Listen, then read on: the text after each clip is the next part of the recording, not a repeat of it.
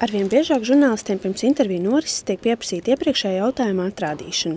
Arī Latvijas Futbola Federācija sadarbībā ar mēdījiem izstrādājusi intervijas pieteikumu. Tajā iekļauts ne tikai intervijas norises detaļas, bet arī tieši jautājuma atspoguļojums un teksta reģiģēšanas iespējas. Vai šāds prasības pamazām kļūst par tendenci, vērtē nozares speciālisti. Man nav iebildumi pret to, ka viņi vēlas zināt, vai nāks kāds fotografēt vai filmēt. Tas nozīmē, ka cilvēks vienkārši var sagatavoties tam, ka viņi bildēs vai filmēs, un arī vai viņiem ir īpaši jāprasa, vai tiks ierakstīta intervija. Mūsdienās intervijas visas tiek ierakstītas. Bet, kur man ir absolūtais iebildums, ir pret to, ka viņi grib, lai uzskaita visus jautājumus, kas tiek uzdoti, jo no tā izriet, ka viņi uzskata, ka ja uz tās lapas nav kāds jautājums, tad to uzdot nevar, un līdz ar to tā vairs nav žurnālistika, tā ir sarunāta kaut kāda saruna. Es domāju, ka šāda prakse pirmkārt ietekmē to, kā šī organizācija vispār izskatās uz āru, arī šīs organizācijas tēlu.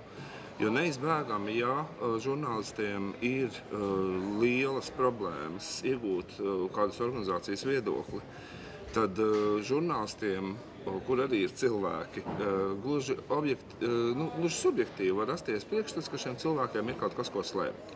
Pat ja viņiem nav nekā ko slēpt. Gunta Gailāne, kas darbojas pētnieciskajā žurnālistikā, uzskata, ka jautājumu saskaņošana ir pieņemama tikai tādās jomās kā kultūra vai sports. Ja tā ir obligāta prasība, tad tā, protams, ierobežo žurnālistiku, tāpēc pretējā gadījumā viņam pateikt, jūs man neiesūtījāt jautājumus, mēs jums interviju nesniegsim, vai mēs viņiem neatbildēsim, kas aizkavē mūsu informācijas vākšanas funkciju. Bet no otras puses, ja tā prasība nav obligāta, bet vairāk tāda kā ieteikuma formātā, tas domāju, ka tas žurnālistikai īpaši neko nenodara. Arī Matīs Timofejevs, kurš ir saskāries ar minēto pieteikumu, uzskata, ka prasības reāli ievērot nav iespējams. Es jau nevaru paredzēt arī visus jautājumus, ko es prasīšu.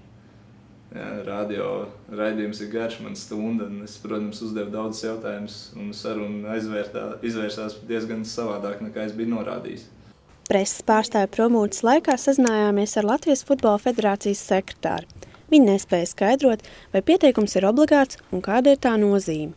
Tā ir viņa politika, un viņš pats vienkārši domā, kā viņam ir labāk.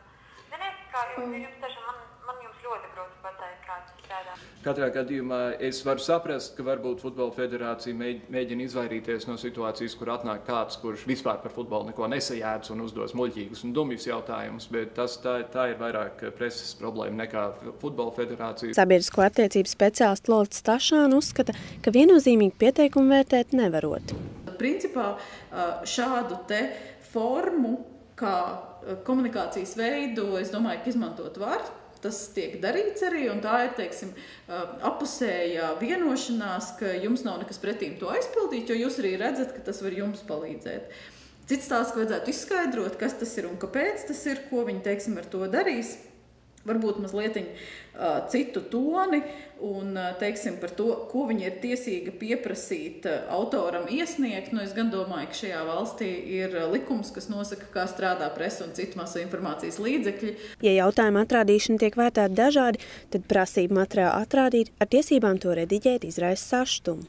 Vienīgais gadījums, kad mēs pieļaujam šādu iespēju, tas ir tad, ja ir sniegti diezgan daudz skaitļi mutiski, un ir jāpārbauda, vai tas, ko es kā žurnālists esmu sapratis, man pašam ir bijuši gadījumi, kad es pat esmu lūdzis. Tas ir kaut kas ir vienkārši neiedomājami klasiskajā žurnālistikas izpratnē, ir pēc tam to materiālu nosūtīt rediģēšanai.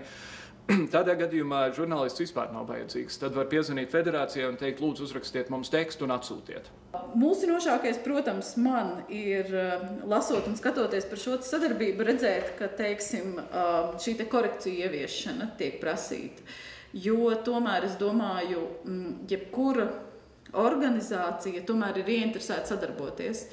Un tas vecais stāsts, ka tās ir divas ierakuma puses, un tiešām mazliet sajūta, ka uzvedās kā karā, tagad mēs pret jums, un, teiksim, nav vērst uz sadarbību. Sabiedriskās attiecības jau tieši runā par šo te sadarbību, viedokļa veidošanu un citu lietu, kura notiek uz tāda, šai gadījumā apusējas ieinteresētības un abām pusēm pieņemamu noteikumu formu.